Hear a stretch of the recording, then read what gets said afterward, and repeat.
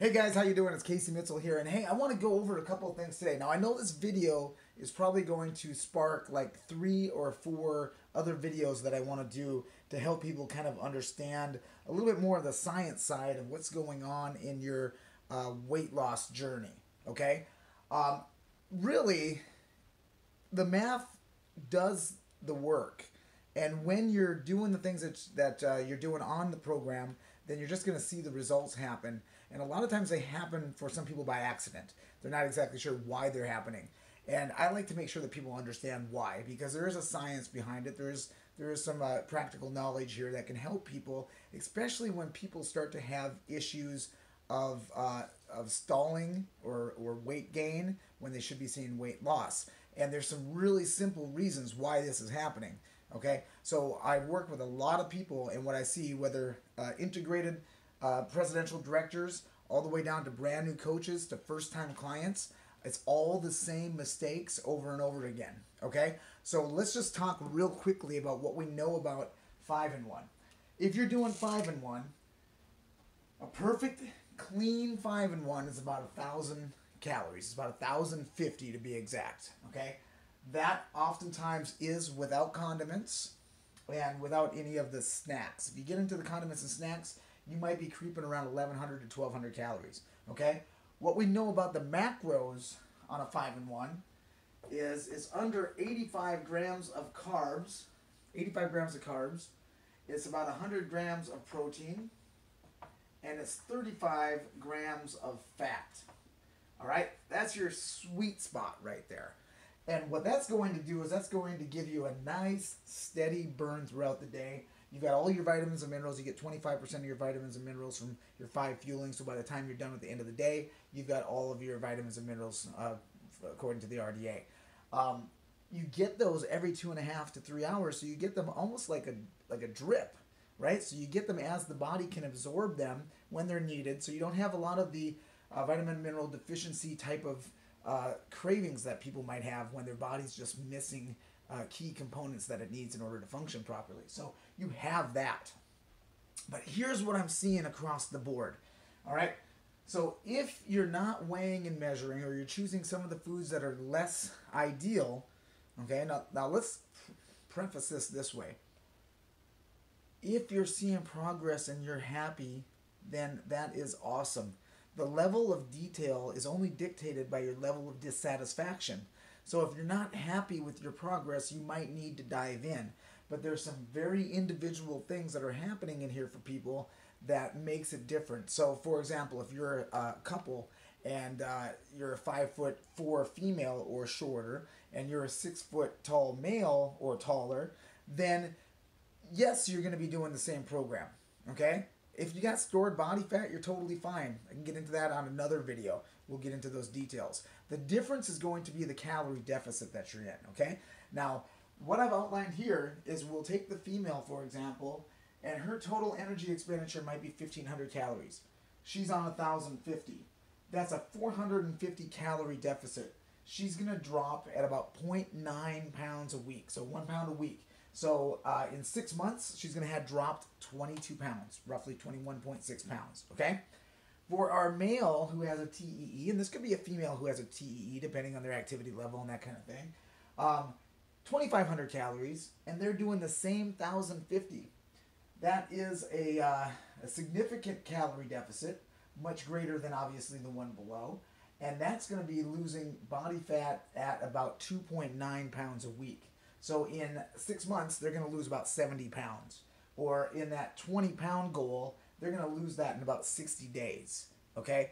So you have to ask yourself, is the rate that you want to lose your body fat, is that going to be appropriate for you based on your timeline and your focus and your ability to kind of grit and grind through it? Now, we want to make it as simple and as easy and as pain-free as possible, but we have to put those things into consideration. Now, here's what we're seeing. Here's what I'm seeing. Almost everybody is at least underreporting by 15%, and that's about 200 calories. Okay, that's going to be, again, bringing in those condiments, bringing in those snacks, That might be adding a little bit of this. That's the heaping tablespoon of peanut butter instead of the flat tablespoon. That's the grabbing a couple of pieces of chicken skin while you're measuring your chicken on your scale. But sometimes it's incidental, sometimes it's accidental, sometimes it's on purpose, sometimes it's in your coffee and you don't realize it. Whatever the case may be. But generally, I'm seeing about a 15% across the board. The worst offenders might be up to as high as 25%. And these are the people who still feel like they are following the 5-in-1 as perfectly as they can, okay? With a little bit of these incidentals that are coming in there. And that, let's keep in mind, where we started with a 0.9 pound of body fat loss a week, in that first scenario now drops to about 0.58 or 0.6, just over a half a pound. If we go into that 25% underreporting, that goes into 0.38 loss in a week. And if we come over here to what the scientific studies show us, is that shows us that's the 40% underreporting, that's going to be a 0.06 weight loss, okay, over a course of a week, which I'm going to guess you're not excited about, right? So, what does that mean? Here's the worst case scenario, so keep this in mind. You think you're following it very closely, and you're doing this underreporting thing, but then on the weekends you decide to go out and have a 2,000 calorie day. And then on the next day, you might have a 25 or a 3,000 calorie day, which happens very easily. We divide that out over the course of the week, and now we're in a complete stall, and possibly we might even gain 0.25 pounds, okay? Because it all comes down to the numbers, okay?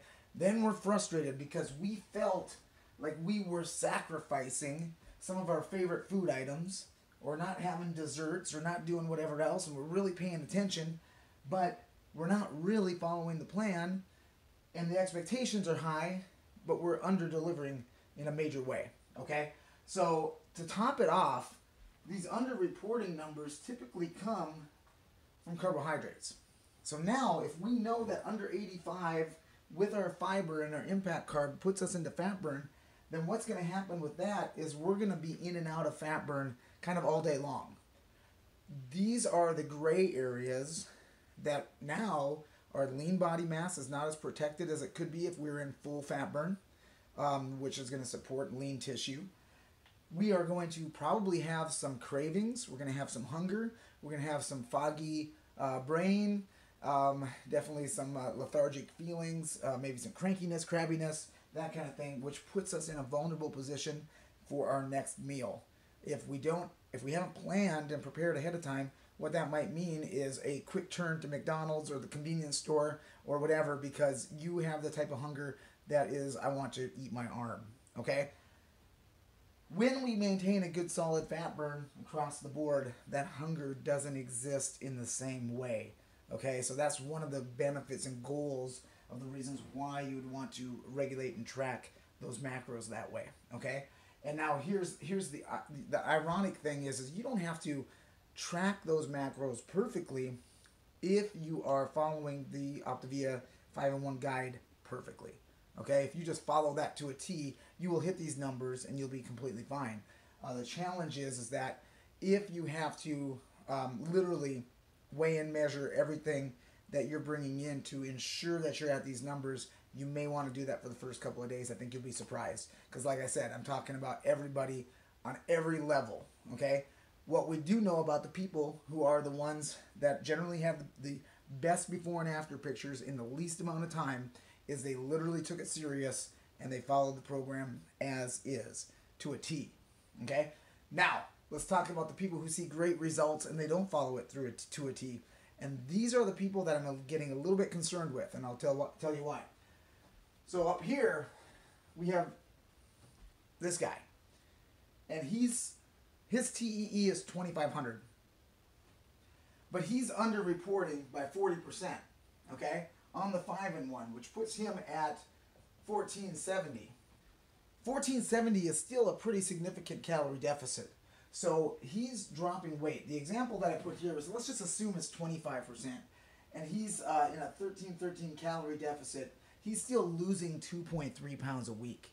Okay, so this is your spouse, maybe your coworker, somebody who is taller, has more lean body mass, is a bigger dude, and they're sneaking in the occasional something else, something that you know they shouldn't be doing.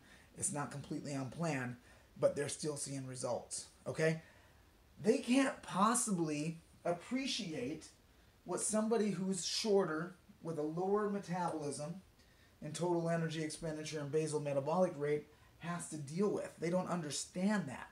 So it's like, if that person becomes a coach, there's a less of an empathy built in, because they're like, I don't know what you're talking about. I did pizza and beer on Saturdays and I still lost 5 pounds. Okay, you see where I'm going with this? It's like the appreciation for the science and the numbers isn't there, because like this person, they think they're doing 5 and 1. They think they're sacrificing. They may even know that they snuck in a few things that they're not, I'm going to say not supposed to, but that's not the terminology I want to use, but that they're not supposed to on plan, and they're still losing weight. So no harm, no foul, right? So that's how I would look at no harm, no foul. Are you happy with the results? Yes. But here's where the challenge comes in. Now I become an accountability coach, and I don't understand why you're not losing. Now, if I don't understand that this is possibly happening, because I can almost guarantee it's happening. If you're not seeing results, that's happening, okay? We're in a gray zone. We don't feel like we're in fat burn, so everything feels kind of crummy. Rather than fixing these numbers, we decide to add more food. What? We're going to add more. We're going to add more carbohydrates. We're going to give you another 400 calories, another lean and green on top of this, because of the symptoms that you're having for not following this. Does that make sense? So you're not following this, so we're going to give you more food because you think you're doing 1,050. You're actually doing 1,470, and now we're going to add another meal to that because you're having symptoms that seem to be associated with less calories, which isn't true, okay? Because again, if you have stored body fat, you got plenty of calories to tap into. That's the biggest misconception and lie that we put ourselves through. So now I'm taking in another 450 calories on another lean and green, and now I'm over here, do the math on that, what would that be, about 18 something, 1850, 2,000 calories? Guess what? I'm gaining weight. Or if I'm doing this because somebody told me that would be a good idea because I'm exercising, and that number is still high, I'm in a plateau. I'm in a plateau, or I'm gaining weight, and I'm confused, and I don't know what's going on, and this program doesn't work. Well, guys, it's simple math. I can tell you what, it works perfectly if you work it. So again, we got to be honest with ourselves. We may need to track, measure, and weigh everything. If your level of satisfaction is not perfect, if your level of satisfaction is okay, then run with it. But make sure you understand that before you give your recommendations to people, that you understand what's really happening, and either why or why you are not seeing the success that you should be seeing. Okay? So hopefully that makes sense. Now, that's kind of on a negative side. On a positive side, let's just say you're not in a hurry to lose a lot of body fat. You want to create, and this is where the creating your healthy habits and getting a little bit better every single day fits in just fine. Because if I choose to follow this plan, but to allow for more calories to come in, and I'm okay with a 2.3 loss a week or a 0.3 loss a week, and I'm okay with that consistently over time, then we're cool. Like, we don't have to go down to 1,000 calories if you're not in that big of a hurry to get to your goal weight, right? So we could be somewhere, for this guy who's 2,500 calories, I might put him at 18 to 2,000 calories. Let's do it as a 3 and 3. Let's do it as a 4 and 2. Let's just regulate that and decide that that's our number and start seeing progress and success that way. Okay? There's nothing wrong with that as long as it's calculated and that was the plan ahead of time. Now, on the other side, though, is if I'm promising fat burn you're going to feel so great. You're not going to have an appetite. You're going to have all this mental clarity. And then I do a non-fat burn program, such as 4 and 2 and 3 and 3. There's going to be hunger. There's going to be more calories, but there might be more hunger. Chances are there will be more hunger. Okay? So we have to put those things into consideration. Are there ways to do that, to do a 3 and 3 and a 4 and 2 regulated to stay in fat burn? Absolutely. That's what we teach in high performance fat burn. There's a way to do that so that you can stay in that controlled environment and make sure that your appetite's under control and that you're still staying in your calorie deficit to still see progress. All right? So hopefully that helps somebody out there. I know there's been a lot of questions. I know there's a lot of misunderstanding on that. There is no weight loss boogeyman. You guys know I talk about that all the time. There is a reason either why you are not seeing results. And in some cases, my biggest fear is that you won't know why you're not seeing results. So my tagline, along with a lot of the trainers back from the old school days, was either you will get to your goals or you will know exactly why you did not. I'll have my suspicions. I may not actually really know why if you don't tell me, if you're not honest, but you will know why. And why, when you do that extra scoop of peanut butter, which happens to me, part of the reasons why I know all this stuff exists is because I do the same thing. I have the same thought processes. I want to eat more chicken while I'm measuring my chicken. I want to have a couple of bites of whatever's in the pan before I actually put the serving size on my plate, right? That's just human nature, okay? So just to know that that exists really puts this into perspective. We know that this is happening, okay? So anyway, guys, thought that would be helpful. Be prepared for a couple more videos like this. Give me a thumbs up. Give me a comment below. Let me know that this was helpful. That will inspire me to do more of these to make sure that you're on the right track and you're getting some value and getting some good details out of this and learning your body in a whole new way. All right? Have a great day, guys. Bye.